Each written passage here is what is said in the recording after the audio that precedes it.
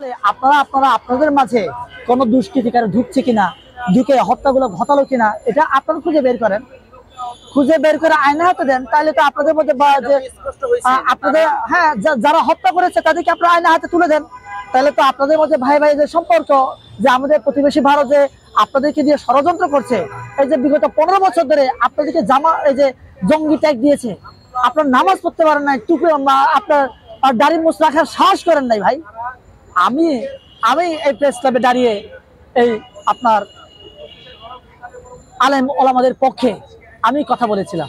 আমি বলেছিলাম সঙ্গে থাকলে সঙ্গী, না থাকলে জঙ্গি। কেন কথা বলেছিলাম?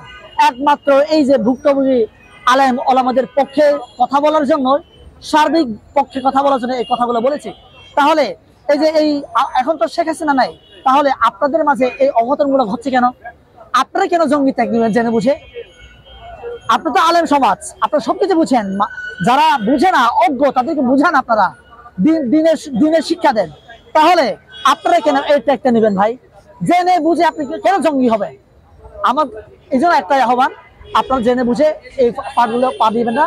তবে হ্যাঁ, আমি একটা কথা বলি, আবারও বলছি আপনাদেরকে, ভারত সর্বদাই সর্বচেষ্টা করছে মরণ কামড় দিয়ে বাংলাদেশকে আঁকড়ে ধরে রাখার চেষ্টা করছে। কিন্তু আমি আবারও বলছি, ভারতের পেটে লাথি মেরে আমরা বের হয়ে যাবো। আমরা বের হয়ে যেতে চাই। আমরা স্বাধীন সার্বভৌম রাষ্ট্র হিসেবে আত্মপ্রকাশ করতে চাই। এটাই আমাদের স্বপ্ন হওয়া উচিত, এটাই আমাদের লক্ষ্য হওয়া উচিত।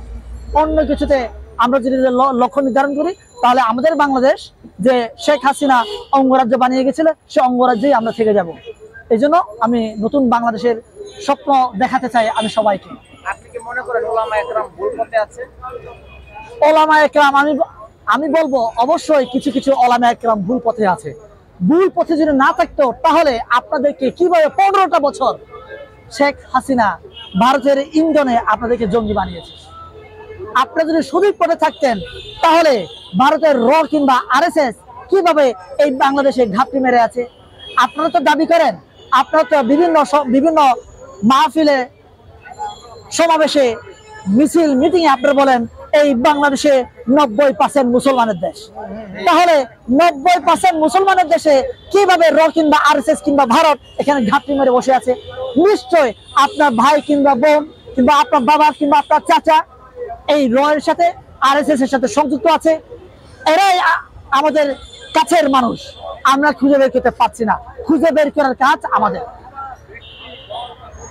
আল্লামা মামুনুল হক সাহেব সম্পর্কে আপনার কি ধারণা? আমি আগে জানতাম ভালো, এখন আমি ভালো জানি, কিন্তু সামনে আমি কিভাবে জানবো এটা আমি জানি না। তবে হ্যাঁ, গতকাল যে সচিবালয় আগুনটা ধরেছে, আগুন নির্দিষ্ট একটা জায়গায় সার্কিট নষ্ট হয়ে যে কোনো একটা জায়গায় আগুন ধরে, শর্ট সার্কিটের কথা বলছি। বিল্ডিং এর দুই কোনায় দুইভাবে কিভাবে সার্কিট হয়, একসাথে শর্ট হয় কিভাবে? এটা কি আপনার জিন এসে আগুন জ্বালিয়েছে নাকি? এরপরে আপনি দেখবেন আমাদের বান্দরবান জেলা লামা উপজেলাতে, আপনারা জানেন 25 তারিখ, গতকাল 25 ডিসেম্বর গেছে, এই 25 ডিসেম্বরে লামা উপজেলা সরই ইউনিয়নে এই আমার ত্রিপুরা ভাইদের, খ্রিস্টান ধর্মাবলম্বী ভাইরা যখন ধর্ম পালন করতে গেছে, গিয়ে আগুন পুড়িয়েছে। 17টা বাড়ি আগুন পুড়িয়েছে। এই জায়গা কে ছিল? এই জায়গায় পাহাড়ে ছিল। কিন্তু আপনার ওই যে বেনজির আহমেদকে চিনেন না আপনারা? পুলিশ প্রধান বেনজির আহমেদ, ডিআইজি, এই ডিআইজি অবৈধভাবে দখল করেছিল। যেহেতু সরকার নেমে গেছে, এই জায়গা তো ছেড়ে দিছে, কারণ মানে যার জায়গা ওরা দখল করে ওখানে দীর্ঘদিন ধরে থাকছিলেন। কিন্তু হঠাৎ করে গতকাল এই 25 ডিসেম্বর টার্গেট করে কেন আগুন দিতে হবে? তার মানে বুঝতে হবে জায়গায় জায়গায় আগুন লাগছে। আমি ওই বলছিলাম যে আপনার 2022 সালে, আমি আবার রিপিট করতে চাই, আওয়ামী লীগ বিভিন্ন জায়গায় আগুন দিবে,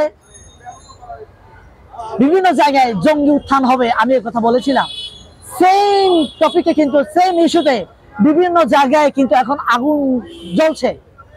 তো কোথাও সচিবালয়ে, কোথাও মন্ত্রণালয়ে, কোথাও অফিসে, কোথাও গ্রামে, পার্বত্য চট্টগ্রাম থেকে শুরু করে সব জায়গায় এখন আগুন জ্বলছে, আগুন ধরানোর চেষ্টা করছে। এগুলা সব কোটাই পরিকল্পিত। ওদেরকে ধরে ধরে আইনের আওতায় এনে মৃত্যুদণ্ড দিতে হবে, তারপরেই ফ্যাসিস্ট হাসিনার দোসরাই ভয়ে পালাবে বাংলাদেশে। ঠিক আছে।